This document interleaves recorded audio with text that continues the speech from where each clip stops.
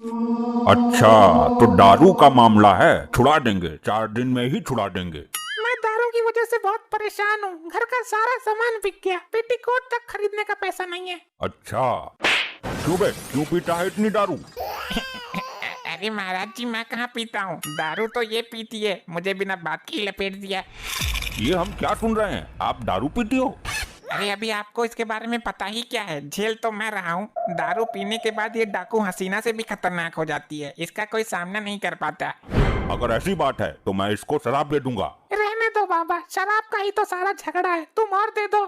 मूर्ख स्त्री, हम उस शराब की बात नहीं कर रहे हैं। तो और कौन सी की बात कर रहे हो? ये कच्ची वाली की तो बात नहीं कर रहे, वो मैं ना पीती।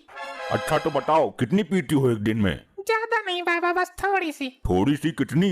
अरे बाबा बहुत ही थोड़ी सी, बाबा बहुत कम। अरे फिर भी कितनी थोड़ी बता दो। यही कोई एक दिन में 5-6 बोतल। क्या 5-6 बोतल ये थोड़ी होती है? इसलिए तो और मंगवानी पड़ती है।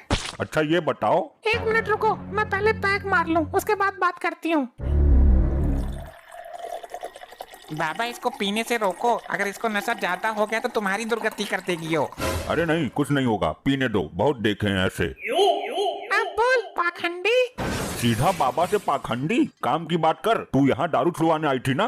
अबे जा, तू क्या मेरी दारू छुड़वाएगा? मैंने तेरे सामने ही 2 पैक मार लिए, तुझसे तब तो कुछ ना हुआ। मैंने बोला था ना, पीने के बाद ये चुड़ैल से भी घातक हो जाती है। मैं इसे भस्म कर दूंगा। तू करेगा भस्म मुझे? अरे अरे अरे समझाओ यार इसे, तुम्हारी बीबी है। ये मेरी मानती तो मैं इसे आपके पास लाता ही क्यों, तब तो बड़ी बड़ी फेंक रहे थे, बहुत देखे हैं ऐसे, अब देखो। अरे यार घर पे कैसे काबू करता है इसे, कुछ तो बता। यो काबू देती ही ना है, मैं तो खुद इसकी दारूबाजी से परेशान हूँ।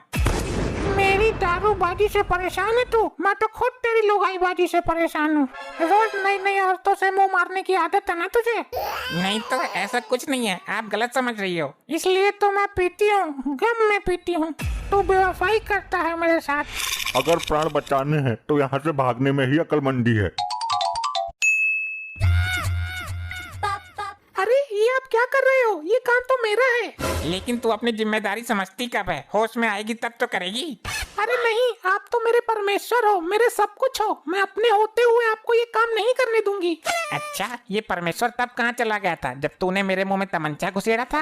अरे छोड़ो इन नशीली बातों को, उस वक्त मैं नशे में थी। किसी दिन नशे नशे में मेरा कत्ल कर देगी तू। अरे नहीं, ऐसा मत बोलिए, मैं अपने किए पे बहुत शर्मिंदा हूँ। आप जो चाहे मुझे सजा दे सकते हो।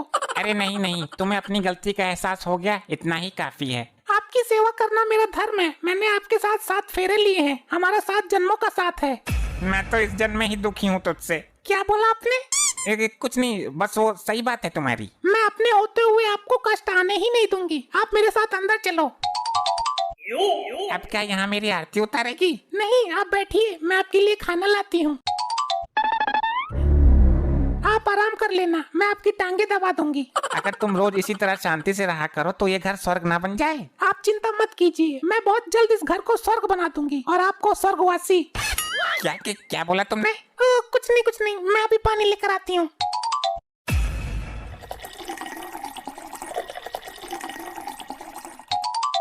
ले आई पानी। पानी पिएगा तू? मेरे इंतजार में बैठा है प्यासा। ये क्या बकवास कर रही है तू पी कर आई है क्या फिर से?